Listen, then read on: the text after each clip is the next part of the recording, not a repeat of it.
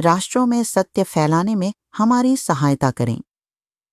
आपका दान डबिंग, अनुवाद और सामग्री निर्माण का समर्थन करता है। दान के माध्यम। अब आइए हम परमेश्वर के वचन को पढ़ें। भजन संहिता अध्याय 29। परमेश्वर की आवाज। दाऊद का भजन। हे परमेश्वर के पुत्रों, यहोवा का, हाँ, यहोवा ही का गुणानुवाद करो। यहोवा की महिमा और सामर्थ्य को सराहो। यहोवा के नाम की महिमा करो। पवित्रता से शोभायमान होकर यहोवा को दंडवत करो। यहोवा की वाणी मेघों के ऊपर सुनाई देती है। प्रतापी परमेश्वर गरजता है। यहोवा घने मेघों के ऊपर रहता है। आयु 37, 4-5। यहोवा की वाणी शक्तिशाली है। यहोवा की वाणी प्रतापमय है। यहोवा की वाणी देवदारों को तोड़ डालती है। यहोवा लबानोन के देवदारों को भी तोड़ डालता है। वह लबानोन को बछड़े के समान और सिरियोन को साड़ के समान उछालता है। यहोवा की वाणी आग की लपटों को चीरती है। यहोवा की वाणी वन को हिला देती है। यहोवा कादेश के वन को भी कपाता है। यहोवा की वाणी से हिरनियों का गर्भपात हो जाता है और जंगल में पतझड़ होता है, और उसके मंदिर में सब कोई महिमा ही महिमा बोलते रहते हैं। जल प्रलय के समय यहोवा विराजमान था, और यहोवा सर्वदा के लिए राजा होकर विराजमान रहता है। यहोवा अपनी प्रजा को बल देगा। यहोवा अपनी प्रजा को शांति की आशीष देगा।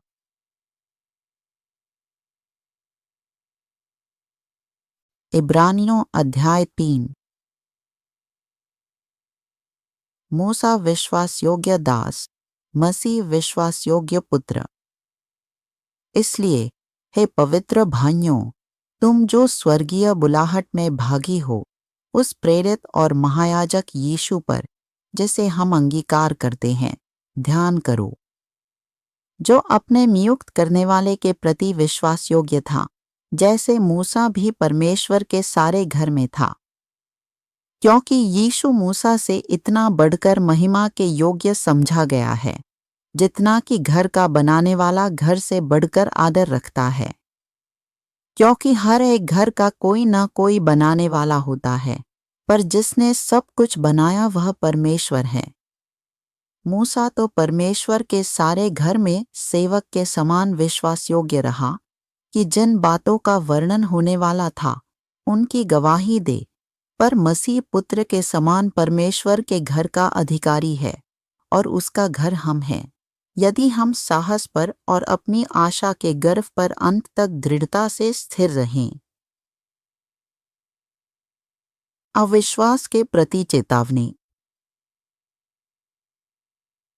इसलिए जैसा पवित्र आत्मा कहता है, यदि आज तुम उसका शब्द सुनो तो अपने मन को कठोर न करो, जैसा क्रोध दिलाने के समय और परीक्षा के दिन जंगल में किया था, जहां तुम्हारे पूर्वजों ने मुझे जांच कर परखा और बहुत वर्षों तक मेरे काम देखे।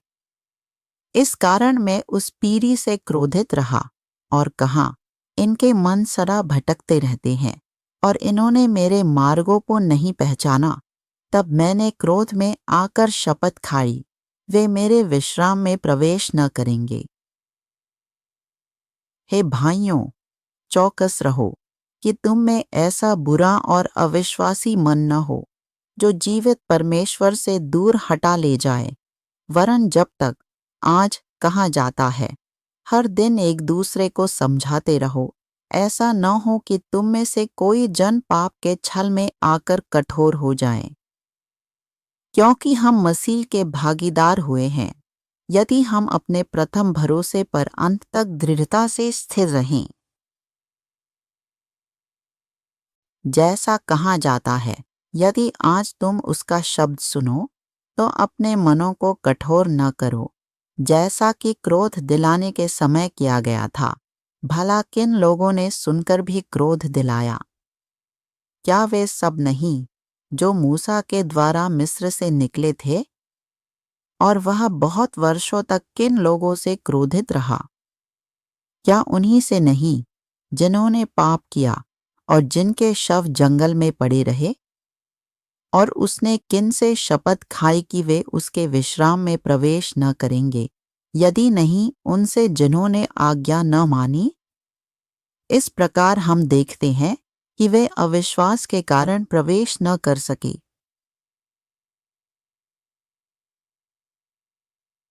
हल्लेलुया। जब हम आशा, निष्ठा और अच्छे कर्मों के साथ प्रभु की प्रतीक्षा करते हैं, तो प्रभु का वचन हर दिन नया होता है, हर दिन प्रेम से भरा। सुबह उठते ही धन्यवाद और आनंद के साथ शुरुआत करो। अपने दर्द पर मत टिको, आनंद के साथ उठो, क्योंकि स्वर्ग से आने वाला आनंद हमारी सुरक्षा है, हमारा परम हथियार है। हर दिन तुम यहाँ परमेश्वर की आवाज सुनते हो। परमेश्वर की सबसे भरोसेमंद आवाज वही बाइबल है जिसे तुम पढ़ते हो। यही परमेश्वर की सबसे विश्वसनीय आवाज है।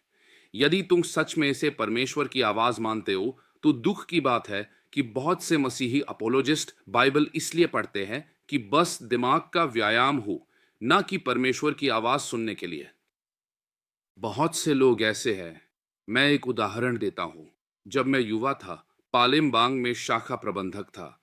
मैं बेचैन और दिखावटी था, यानी अकड़ में रहना। क्यों? क्योंकि मेरे कई मित्र सेना से थे। मैं कर्मचारी भी था और शाखा प्रबंधक भी। मैं अक्सर यात्रा करता, गोदाम से खाद दूर दराज गांवों तक ले जाता, इसलिए सेना के करीब रहना पड़ता था। मेरे मित्र कर्नल, लेफ्टिनेंट कर्नल, क्षेत्रीय और जिला कमांडर थे। सब मेरे मित्र थे। हम करीब थे और अक्सर ऑपरेशनल सपोर्ट देते थे। यह रिश्वत नहीं थी। मैं उनकी मैदानी गतिविधियों में मदद करता ताकि उनके सैनिक मुझे बागानों तक सुरक्षा दे सकें, वरना रास्ते में मारा भी जा सकता था। तब पालेमबांग खतरनाक था। साल था 2000, इसलिए मैंने एस्कॉर्ट मांगी। नज़दीकी के कारण मेरे पास कई फौजी जैकेट, लाल बैरेट और विशेष सामान था। मैं बंदूक भी रखता था। क्यों? सिर्फ दिखावे के लिए। यही फर्क है। बहुत से लोग मेरे जैसे थे। मैं सैनिक नहीं था, पर कैमोफ्लाज जैकेट पहनकर गर्व करता था। सिर्फ सख्त दिखने के लिए हथियार उठाना, क्या यह सचमुच लोगों को डराता है? मूर्ख शायद डर जाएं, पर समझदार नहीं। वे खींचते हैं या हंसते हैं। विश्वास में भी यही बात है। सैनिक बेरेट और पूरा वर्दी इसलिए पहनते हैं क्योंकि वह उनका कर्तव्य है। मैं तो इसलिए पहनता था कि महत्वपूर्ण लगूं। फर्क समझ रहे हो? जब तुम हर दिन परमेश्वर का वचन सुनते हो, क्या वहां सिर्फ धार्मिक दिखने के लिए है या सच में उसकी आवाज सुनने के लिए? कुछ लोग सैकड़ों हजारों आयतें याद कर लेते हैं, जैसे बॉम बॉम, फिर आंख मूंद कर बैरस की चुनौती देते हैं। पर क्यों? उससे किया क्या? तुम आपस में झगड़ते हो। मसीहियों के बीच भी उन अपोलोजिस्टों को देखो, सब आयतें जानते हैं।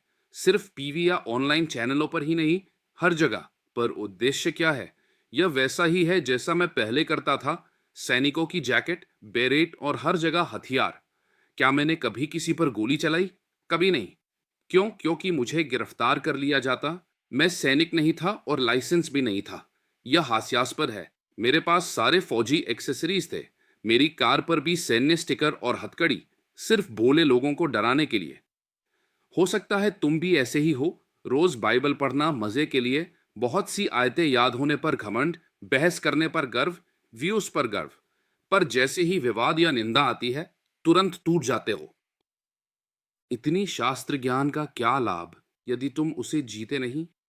वे सचमुच वचन नहीं सुन रहे। वे बस मसीही आभूषण पहन रहे हैं। क्या उनकी जिंदगी आशीष बनती है? मेरे अनुभव से सीखो। मैंने वचन सुना जब मैं अपोलोजेटिक्स कर रहा था। अपने शत्रुओं से प्रेम करो। उस समय मेरा एक शत्रु था। मैं इतना क्रोधित था कि उसे गोली मारना चाहता था। मैं जिला सैन्य कार्यालय तक चला गया। वह आदमी डर गया। मेरे सहायक ने कहा, सर बस कीजिए, वह पहले ही से डरा है। पर मैं अड़ा रहा। मेरा परिवार टूट चुका था। कम से कम उसकी टांग में गोली मार दूं ताकि चल न सके। मैं फेसबुक पर सुसमाचार साझा करने में सक्रिय था। मैंने लिखा, इस्लाम और मसीहियत में क्या अंतर है? मैंने कहा, जब मुसलमान ज्यादा उग्र होते हैं तो वे मार डालते हैं। जब मसीही ज्यादा उग्र होते हैं तो वे क्षमा करते, प्रेम करते और आशीष देते हैं।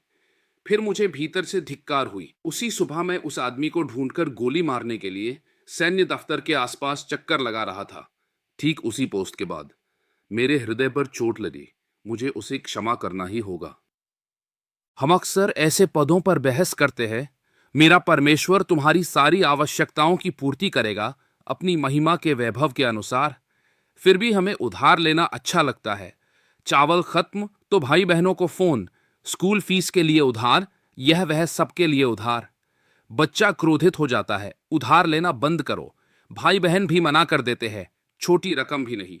तब हम भावुक हो जाते हैं, यदि परमेश्वर नहीं देगा तो मैं मरना पसंद करूंगा। पर वह परमेश्वर की आवाज है जो ताड़ना देती है। क्या तुम सचमुच उसके वादे पर विश्वास करते हो, या वह बद बस दीवार की सजावट है? रोमियो अध्याय 8 पद 28 कहता है, जो लोग परमेश्वर से प्रेम रखते हैं उनके लिए सब बातें मिलकर भलाई ही उत्पन्न करती है। तुम्हें यह पद कंठस्थ है मुझे भी 15 की उम्र से। पर जब एक पादरी ने मुझे 4 अरब का धोखा दिया और मैं जेल गया, तो क्या मैंने माना कि परमेश्वर काम कर रहा है? सच्चाई यह है, नहीं। मैं जेल में हूं, परमेश्वर कैसे काम कर रहा है? मेरा परिवार बिखर गया। फिरौन के समय में जेल में पड़े यूसुफ को याद करो, लगभग 3,500 वर्ष पहले। न एयर कंडीशनिंग, न कंप्यूटर, न 85 इंच टीवी, क्रूर जेल, यातना से भरी, मानो आतंकवादियों की कोठरी। तब बाइबल भी नहीं थी। किसने उसे सिखाया कि परमेश्वर हर बात में काम करता है? उसने सिर्फ अपने पिता के वचनों को थामा और विश्वास किया। मेरे पास तो बाइबल थी। मैं जेल में प्रचार और आराधना करता था, फिर भी विश्वास नहीं किया, क्योंकि तब यह सब मेरे लिए सजावट भर था। जो तुम सोशल मीडिया पर देखते हो, टिकटॉक के बहुत से अपॉलोजिस्ट, अक्सर महज दिखावा है। ये सीखो, मैं जो पढ़ता हूं वह सजावट नहीं। जब वचन कहता है किसी के ऊनी न रहो, तो मैं सचमुच वैसा ही जीता हूं। मैंने अपने मित्रों को भी इस पर टोक दिया है। जरूरत हो तो कहो, यदि समुदाय असमर्थ हो तो परमेश्वर पर भरोसा करो। यदि वह नहीं देता तो शायद उसकी यही इच्छा नहीं। प्रेम करते रहो, विश्वास योग्य बने रहो। परमेश्वर से प्रेम केवल कलीसिया जाना नहीं, बल्कि उन लोगों के लिए भी भलाई करते रहना है जो तुम्हें चोट पहुंचाते हैं। यही सच्चा प्रेम है। पहले मुझे सैन्य सामान, जूते, जैकेट वगैरह बहुत भाता था। समझ आने के बाद लगभग 2015 से 16 के बीच मैंने जो था वह अपने भाई को दे दिया। क्यों? जब मैं कंगाल था, मुझे किसने सहारा दिया? यदि तुम सेना या पुलिस से कहोगे तो संचालन खर्च लगता है, उनकी भी आवश्यकताएं हैं। तब से मैंने वह दिखावा छोड़ दिया। 2015 से मैं केवल परमेश्वर पर निर्भर हूं। भले ही मैं बहुत से लोगों, जनरलों, अधिकारियों, व्यवसायियों को जानता हूं, पर क्या लाभ? यदि तुम परमेश्वर पर विश्वास करते हो तो पूरा भरोसा करो। यदि तुम्हें अब भी मानवीय बैकिंग चाहिए तो तुम सचमुच भरोसा नहीं करते। मैंने अपने सारे संपर्क छोड़ दिए। दर्दनाक था, क्योंकि मैं एक फोन से काम निपटा लिया करता था। पर इससे पता चला कि मैं परमेश्वर पर निर्भर नहीं था। 2015 से मैं उसी पर निर्भर होना सीख रहा हूं। अब मेरे पास उनके नंबर भी नहीं, संपर्क बंद कर दिया है। एक बार दूतावास के एक खुफिया अधिकारी आए, मैं निडर होकर मिला। एक बड़ी संस्था मिलना चाहती थी, मैं मिला। क्या मुझे बैकिंग चाहिए? नहीं, मेरी बैकिंग यीशु मसीह है। प्रतिदिन जो वचन मैं सुनता हूं उसे मुझे कट्टरता से, बिना समझौते जीना है। यही बात मुझे टिकटॉक के बहुत से अपॉलोजिस्टों से अलग करती है। मैं विश्वास करता हूं और जीता हूं, और फल है। दान के विषय में मैं सख्त हूं। उसे कभी निजी लाभ के लिए नहीं छूता। वह सामान्य लोगों से परमेश्वर के कार्य और जरूरतमंदों की सहायता के लिए आता है। मुझे आदर्श बनना है, भीख नहीं मांगनी। क्या कभी कमी होती है? हाँ, पर मैं मरता नहीं, परमेश्वर पूर्ति करता है। जैसा पौलुस ने कहा, मैं निर्धन हूं पर बहुतों को धनी बनाता हूं। मेरा बच्चा कभी स्कूल की फीस नहीं भर सका, अब संस्था के माध्यम से बहुत से बच्चों की सहायता होती है। मैं कभी जूते नहीं खरीद सका, अब हम बहुतों के लिए जूते खरीदते हैं। मेरे लिए क्यों नहीं? क्योंकि यह मेरा निर्णय है। कुछ लोग निजी दान में करोड़ों अरबों लेते हैं, मैं ऐसा नहीं चुनता। मेरा निर्णय स्पष्ट है। जब किसी के पास किराया, भोजन या स्कूल सामग्री नहीं, तो समुदाय सक्रिय होता है। यह मसीह की देह है। तुम्हारे बिना नहीं चलता, अगुओं के बिना नहीं चलता। मैं ये धन मांगने के लिए नहीं कह रहा। मेरे भी बिल, कर, बिजली सब है, पर मैं नहीं चाहता। मेरी कार प्यूजो 5008 साल 2020 है। मैंने कभी किसी से उसे खरीदने को नहीं कहा। जब किसी ने देने का प्रस्ताव रखा, मैंने मना कर दिया, क्योंकि वह धन मेरे लिए नहीं था। यदि कभी जरूरत होगी तो मैं खुलकर कहूंगा और सब मिलकर योगदान करेंगे, मंच से छुपाकर नहीं। मेरे लिए कार द्वितीयक है, इससे प्रश्न उठ सकते हैं। एक बार मैंने 50 लाख रुपया में पुरानी कार खरीदी, लगभग 2,500 यूरो। तो मेरे दोस्त हंसे। यूरोप में इतनी सस्ती कार कौन सी? मैं ना कर्ज लेना चाहता था, ना भीख मांगा। संक्षेप में, अब मेरे पास नई कार है, दान से नहीं। संस्था का धन पादरी सेवा, कलीसिया का किराया और मंत्रालय में लगता है। मेरी कार की किस्त मैं खुद देता हूं, महीने के 370 यूरो 6 वर्ष तक। ईंधन संस्था देती है, क्योंकि वह सेवा के लिए है। निष्कर्ष, परमेश्वर पूर्ति करता है, पर मैं कभी चढ़ावे को अपने लिए नहीं छूता। तो फिर तुम हर दिन वचन सुनते हो पर करते नहीं क्यों? शायद तुम वीडियो चलाकर सो जाते हो, फिर दोपहर में चलाते हो। जब मैं उपदेश देता हूं तो मैं स्वयं भी दोबारा देखता हूं। अपने जीवन और उपदेश पर ध्यान दे, इन बातों पर बना रह, क्योंकि ऐसा करने से तू अपने आप को और अपने सुनने वालों को बचाएगा। जब मेरी निंदा होती है, मैं क्षमा करता हूं। जब मुझे बैर होता है, मैं आशीष देता हूं। मेरा किसी से विवाद हुआ, फिर भी हमने उसकी मदद की, बिना धन्यवाद की अपेक्षा के, क्योंकि हम सचमुच मदद करना चाहते थे। अब हम और लोगों को गवाही देने के लिए आमंत्रित करते हैं, ताकि लोग देखें कि यह समुदाय सचमुच एक दूसरे की सहायता करता है। हम जरूरतमंदों के लिए बड़े साधन इकट्ठे करते हैं और मैं एक पैसा भी नहीं लेता। मैं वही दिखाता हूं जो हम करते हैं, किसी को शर्मिंदा करने के लिए नहीं, बल्कि उदाहरण देने के लिए। जैसे मैं मसीह का अनुसरण करता हूं, वैसे ही तुम मेरा अनुकरण करो। जो वचन मैं पढ़ता और सुनता हूं, उसी को मुझे जीना है। यदि वह तुम्हारे लिए केवल सजावट है, तो उसमें शक्ति नहीं रहेगी। यदि तुम इस अनुशासन का कट्टरता से पालन करोगे, तो 2 वर्षों के भीतर परिवर्तन देखोगे। तुम्हारी स्थिति मेरी पुरानी स्थिति से बदतर नहीं है। मेरी कहानी में बहुत सी लज्जाजनक बातें हैं। कुछ को मैंने दूसरों की रक्षा के लिए हटाया है, पर निष्कर्ष यह है, मैंने जंगल से निकलकर प्रतिज्ञात देश में प्रवेश किया, क्योंकि मैंने वचन को जिया। उनके बीच कोई घटी वाला न था। बच्चों के पास जूते और बैग है, वे शैक्षणिक भ्रमण पर जा सकते हैं, किताबें खरीद सकते हैं, घर में चावल है। बस विश्वास योग्यता से काम करते रहो, जब तक कि प्रतिज्ञात देश में प्रवेश न कर लो। प्रभु यीशु तुम्हें आशीष दे। यदि यह वीडियो आपके दिल को छू गया है, तो कृपया इसे अपने दोस्तों के साथ साझा करें और सदस्यता लें, ताकि हम एक साथ आगे बढ़ सकें। धन्यवाद।